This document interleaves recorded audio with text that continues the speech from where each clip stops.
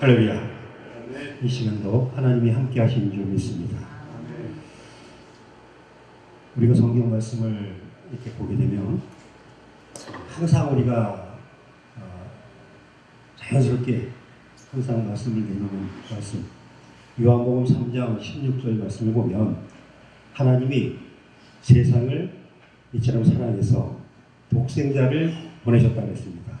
그를 믿는 자마다 멸망치 않고 영생을 얻게 하였다, 이렇게 얘기하고 있어요.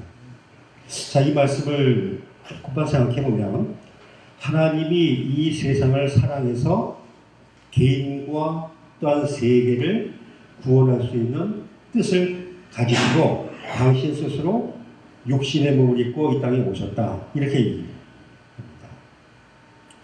저는 나라를 남들보다 조금 더 많이 신경을 쓰고 그 일을 행하고 있는 사람들 중에 하나입니다. 대한민국은 자유시장 경제 체제를 추구하는 자유민주주의 공화국이다. 헌법 제1조이라고 되어 있습니다. 가장 중요한 것, 대한민국의 정체성은 자유민주주의 공화국이라는 거죠. 자, 그럼 우리 말씀을 다시 한번 새기면서, 자, 이 땅에 주어진 주의 종으로서 우리가 어떤 사명을 갖고 어떤 일을 어떻게 해 나가야 될 것이냐라고 하는 것을 다시 한번 생각해 보지 않을 수가 없어요. 작금에 되어져 있는 현실들을 돌아보게 되면 우리들의 마음을 상당히 옥조에게 만들고 있습니다. 저는 대한민국 안보대사로 위촉을 받았었습니다.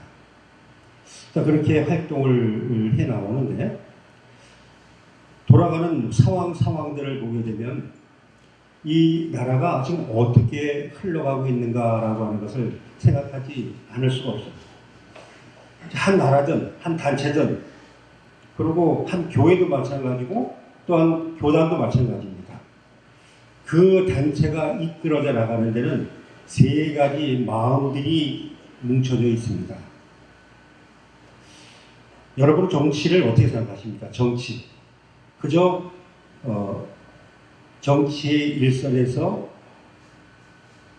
나라를 이끌어 나가는 분들, 그런 분들만 정치를 한다, 이렇게 생각하시는지. 정치라고 하는 말은 우리가 한자어로 분석을 해보면 바르게 치리하는 거잖아요. 바르게 치리하는 거. 다시 말하면 바르게 치리하려고 하면 가정도 교회도 교단도 어떤 단체도 나라도 똑같이 적용이 되어지는 겁니다. 근데 시세적으로 말들을 정치인하게 되면은 정권을 놓고 회계문을 다투는 사람들로 생각을 하는 거죠. 그래서 저는 한 나라 속의 세 마음이라고 하는 타이틀을 가지고 잠깐 얘기를 지금 이어갑니다. 한 나라 속에는 민초가 있습니다. 다시 말하면 국민, 백성, 이렇게 얘기하죠. 민초들이 있어요. 또 하나 부류는 어떤 부류냐? 정치인들이 있습니다. 정치인들은 어떤 목적을 갖고 사람들을 움직여서 자기 헤게모니를 취하려고 하는 사람들, 이거 정치인들입니다. 이 정치인들은 나라를 운영할 때도 있고 교단을 운영할 때도 있고, 우리 한기총 보십시오. 한교총, 우리 기독교를 이끌어 나가는 단체도 4개 단체가 있어요. 그 단체를 이끌어 나가시는 분들 보세요. 캐치프레이스는 하나님 이름으로 하나님의 일을 하는 거지만 돌아보면은 자기들의 헤게모니를 지키기 위해서 서로 간에 암투의 각축장이 되어버리는 거예요. 하나님은 그저 하나의 저쪽에 그 상징적인 존재로 빠져버리고 말았어요. 큰 교회들은 어떻습니까? 모든 게 바르게 치리하며 주어진 사명을 잘 감당해 나간다 하면 두말할 것 없죠. 할렐루야지. 그런데 그러지 못하고 거짓된 자들이 어때요? 진실을 왜곡하고 외도하고 그리고 변화시킵니다. 그리고 자기들이 옳은 것이라고 치부를 해요. 지금 국가적인 경우 같은 경우는 그런 사람들이 득세했을 경우는 어떤 모습이 생깁니까? 국민들이 어렵고 힘들고 고통당하고 박제받게 되는 거죠. 공산당 보면 될까? 알지 않습니까? 우리가 가장 중요한 것, 우리가 하나님의 영을 받고 하나님의 일을 한다고 말을 하니까 하나님의 이름으로 뭐든지 행할 때 항상 어때요? 내가 앞서지 않고 내 안에 성령님이 운행하신 대로 온유와 겸손함으로 하나님 영광을 돌리는 그런 사명을 잘 감당해 나갈 수 있어야 됩니다. 거기에 소욕이라는 게 없어지게 되겠어요. 그러니까 우리 하나님의 일을 하는데 소욕이 앞서게 되면 어떻습니까? 내 의가 앞서게 되고 그것은 결국 내 뜻이 하나님 뜻이라는 착각 속에 빠져가지고 모든 것을 교만과 아집 속에서 끌고 가게 되는 거죠. 나를 내려놔야죠.